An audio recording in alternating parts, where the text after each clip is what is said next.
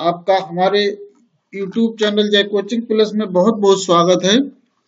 यदि आपने अभी तक हमारा चैनल सब्सक्राइब नहीं किया है तो रेड कलर के बटन को छूकर चैनल को अवश्य सब्सक्राइब कर लें। वीडियो अच्छी लगे शेयर और लाइक करें। सामान्य ज्ञान प्रश्नोत्तर भाग 25। इस वीडियो में मैंने वेदों और वैदिक काल से संबंधित उन 90 प्रश्नों को सम्मिलित किया है जो विभिन्न परीक्षाओं में कई बार पूछे जाते हैं। कृपया वीडियो को पूरा देखें। आइए शुरू करते हैं। गायत्री मंत्र का उल्लेख किस वेद में है? ऋग्वेद में। गायत्री मंत्र का उल्लेख ऋग्वेद में किया गया है। आर्य का शाब्दिक अर्थ क्या है? आर्य का शाब्दिक अर्थ श्रेष्ठ या कुलीन होता है। किस वेद ने प्राचीनतम युग की संस्कृति की सूचना दी? ऋग्वेद ने। ऋग्वेद सबसे प्राचीन वेद माना जाता है। प्राचीन इतिहास की बहुत सारी जानकारी ऋग्वेद से प्राप्त हुई है। वेदों की संख्या कितनी है? वेद 4 हैं। ऋग्वेद, यजुर्वेद, अथर्ववेद और सामवेद। भारत के राज्य चिन्ह में शामिल सत्यमेव जयते किस उपनिषद से लिया गया है? ये मुंडको उपनिषद से लिया गया है। बहुत बार विभिन्न परीक्षाओं में पूछा जाता है। ऋग्वेद में संपत्ति का प्रमुख रूप क्या है? ऋग्वेद जो संपत्ति की गणना थी प्रमुख रूप से गोधन के रूप में की जाती थी। ऋग्वेद के किस मंडल में शूद्र का उल्लेख पहली बार हुआ? शूद्र का उल्लेख सबसे पहले 10वें मंडल में पाया जाता है। कृष्ण भक्ति का प्रथम प्रधान ग्रंथ कौन सा है? प्रथम प्रधान ग्रंथ है श्रीमद् भगवद गीता। पुराणों की संख्या कितनी है? पुराण 18 हैं। वैदिक धर्म में किस समृद्धि के लिए उपासना की जाती थी? प्रकृति की समृद्धि के लिए। किस देवता के लिए ऋग्वेद में पुरंदर शब्द का प्रयोग किया गया है? ऋग्वेद में पुरंदर इंद्र को कहा गया है। शूल्ब सूत्र पुस्तक किस विषय से संबंधित है? शूल्ब सूत्र पुस्तक ज्यामिति विषय से संबंधित है। अस्तोमा सद्गमय शब्द कहां से लिया गया है? अस्तोमा सद्गमय शब्द ऋग्वेद से लिया गया है। मीमांसा या पूर्व मीमांसा दर्शन के प्रतिपादक कौन थे? जैमिनी मुनि थे। न्याय दर्शन के प्रतिपादक कौन थे? न्याय दर्शन के प्रतिपादक गौतम मुनि थे। भारतीय संगीत का आदि ग्रंथ किसे कहा गया है? संगीत का आदि ग्रंथ सामवेद को माना गया है। सामवेद को ही संगीत का जनक माना जाता है। भारतीय इतिहास के प्रथम विधि निर्माता कौन थे? मनु। कौन सा वैदिक साहित्य पैर के पास बैठने को संदर्भित करता है? उपनिषद। उपनिषद मीन्स होता पास बैठना, यानी पैर के पास बैठने के लिए बैठकर इसे सुना जाता है। उत्तर वैदिक काल में लिखे गए ग्रंथों का सही क्रम क्या है? वेद, उसके बाद ब्राह्मण, फिर आरण्यक और फिर लास्ट में उपनिषद लिखे गए। कौन से वेद का संयुक्त रूप वेद त्रिय कहलाए? वेद त्रिय में 3 वेद आते हैं, ऋग्वेद, यजुर्वेद और सामवेद। इनको मिला के वेद त्रिय कहा जाता है। ऋग्वेद का कौन सा मंडल सोम को समर्पित है? 9वां मंडल। प्रसिद्ध 10 राजाओं का युद्ध किस नदी के तट पर लड़ा गया? परुष्णी नदी के तट पर। किस काल में अछूत की अवधारणा स्पष्ट रूप से उदित हुई? उत्तर वैदिक काल में। प्राचीन भारत में निष्क किसे कहा जाता था? निष्क मीन्स होता था स्वर्ण आभूषण, एक आभूषण के लिए प्रयोग किया जाता था। योग दर्शन के प्रतिपादक कौन थे? पतंजलि मुनि। सांख्य दर्शन के प्रतिपादक कौन थे? कपिल मुनि। उपनिषद पुस्तक किस पर आधारित है? उपनिषद पुस्तकें दर्शन शास्त्र पर आधारित हैं, दर्शन पर आधारित हैं। आरंभिक वैदिक काल में सबसे ज्यादा वर्णित नदी कौन सी है?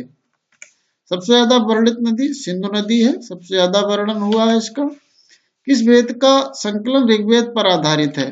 जो सामवेद है इसका जो संकलन है ज्यादातर ऋग्वेद से ही लिया गया है। कर्म का सिद्धांत किससे संबंधित है? मीमांसा से संबंधित है। चरक संहिता नामक पुस्तक किस विषय से संबंधित है? चरक संहिता पुस्तक चिकित्सा से संबंधित है। यज्ञ संबंधी विधि विधान का पता किस वेद से चलता है? यजुर्वेद में यज्ञ संबंधी विधि विधान दिए गए हैं। वैदिक युग में प्रचलित लोकप्रिय शासन प्रणाली क्या थी? गणतंत्र थी। सबसे प्राचीन वेद कौन सा है? ऋग्वेद सबसे प्राचीन वेद है और सबसे बड़ा वेद भी ऋग्वेद ही है। भारतीय दर्शन की प्रारंभिक विचारधारा कौन सी थी? प्रारंभिक विचारधारा थी सांख्य दर्शन। किस वेद में जादुई माया और वशीकरण का वर्णन किया गया है? अथर्ववेद में। आर्य शब्द क्या इंगित करता है? आर्य का अर्थ निर्जाति समूह। आर्य का अर्थ तो श्रेष्ठ होता है, लेकिन अब यहाँ पे प्रश्न पूछा गया है कि आर्य शब्द क्या इंगित करता है। जहां पे इंगित करता है की बात आएगी तो निर्जाति समूह को। प्रश्न पीसीएस में आ चुका है, निर्जाति समूह को। ऋग्वेद में कुल कितने मंडल हैं? ऋग्वेद में 10 मंडल हैं। कौन सा वेद गद्य और पद्य दोनों में रचित है? यजुर्वेद गद्य और पद्य में लिखा गया है, बहुत बार पूछा जाता है। गोत्र व्यवस्था प्रचलन में कब आई? गोत्र व्यवस्था उत्तर वैदिक काल से प्रचलन में आई। सभा और समिति प्रजापति की 2 पुत्रियां थी का उल्लेख किस वेद में किया गया है? अथर्ववेद में। ऋग्वैदिक काल की सबसे प्राचीन संस्था कौन सी थी? विद्वत है। ब्राह्मण ग्रंथों में सबसे प्राचीन ग्रंथ कौन सा है? शतपथ ब्राह्मण सबसे प्राचीन ग्रंथ है। वैदिक काल में इब किसे कहा जाता था? इब कहा जाता था जौ को। व्रीहि शब्द वैदिक काल में किसके लिए प्रयुक्त होता था? चावल के लिए। अथर्व का सही अर्थ होता है क्या? जादू।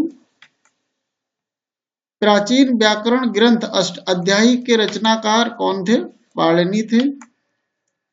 वैदिक काल की कौन सी स्मृति प्राचीनतम है? मनु स्मृति सबसे प्राचीनतम स्मृति है। आदि काव्य किसे कहा जाता है? रामायण को वाल्मीकि द्वारा रचित है को आदि काव्य माना जाता है। प्राचीनतम पुराण कौन सी है? सबसे प्राचीन पुराण मत्स्य पुराण मानी जाती है। ऋग्वेद में सबसे पवित्र नदी किसे माना गया है? सरस्वती नदी को सबसे पवित्र नदी माना गया है। वैदिक समाज की आधारभूत इकाई क्या थी? कुल या कुटुंब। उत्तर वैदिक काल में किस देवता को सबसे उच्च स्थान प्राप्त था? प्रजापति को। संस्कारों की कुल संख्या कितनी है? संस्कारों की संख्या 16 है। ऋग्वेद में अगन्या शब्द किसके लिए प्रयुक्त हुआ? अगन्या गाय को कहा जाता है। जल या समुद्र के देवता किसे माना गया है? वरुण देवता को। मनुस्मृति किससे संबंधित है? मनुस्मृति समाज व्यवस्था से संबंधित है। गायत्री मंत्र की रचना किसने की? मुनि विश्वामित्र जी ने। ऋग्वेद में कितने सूक्त हैं? ऋग्वेद में 1028 सूक्त हैं। यजुर्वेद में किस विधि का वर्णन किया गया है? यजुर्वेद में यज्ञों की विधियों का वर्णन किया गया है। सबसे नया वेद कौन सा है? अथर्ववेद को सबसे नया वेद माना गया है, सबसे बाद में रचा गया है। सामवेद में किसका उल्लेख है? सामवेद में संगीत का उल्लेख है, इसे संगीत का मूल माना जाता है। यजुर्वेद में किसका उल्लेख है? यजुर्वेद में कर्मकांड दिए गए हैं। अथर्ववेद में किसका उल्लेख है? अथर्ववेद में रोग निवारण एवं जादू टोना का जिक्र किया गया है। उपनिषद को किस अन्य नाम से जाना जाता है? उपनिषद को वेदांत भी कहा जाता है। वेदांगों की संख्या कितनी है? वेदांगों की संख्या 6 है। कौन सा अन्न मनुष्य द्वारा सबसे पहले प्रयोग में लाया गया? जौ। वैदिक काल में किस धातु का प्रयोग सबसे पहले किया गया? तांबा का। प्रारंभिक वैदिक काल में वर्ण व्यवस्था किस पर आधारित थी? व्यवसाय पर आधारित थी। जो व्यक्ति जो काम करता था उसका वही वर्ण निर्धारित होता था। उत्तर वैदिक काल में वर्ण व्यवस्था किस पर आधारित हो गई? उत्तर वैदिक काल तक आते आते वर्ण व्यवस्था का आधार जाति पर आधारित हो गई। ऋग्वैदिक आर्यों का मुख्य व्यवसाय क्या था? पशुपालन इनका मुख्य व्यवसाय था। प्रथम विधि निर्माता कौन थे? मनु थे।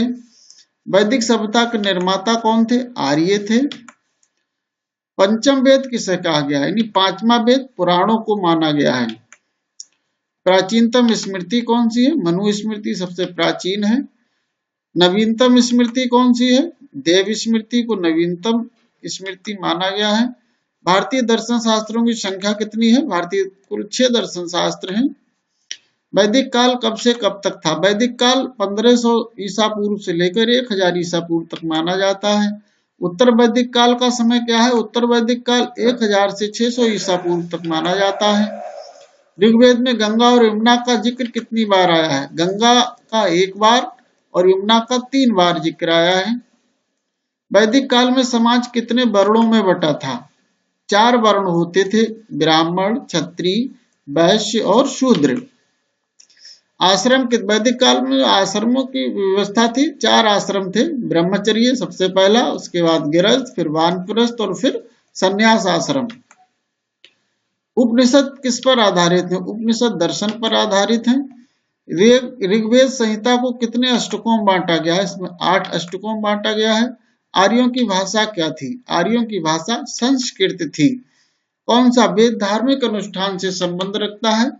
यजुर्वेद धार्मिक अनुष्ठानों से संबंधित है। धन्यवाद बहुत बहुत वीडियो देखने के लिए।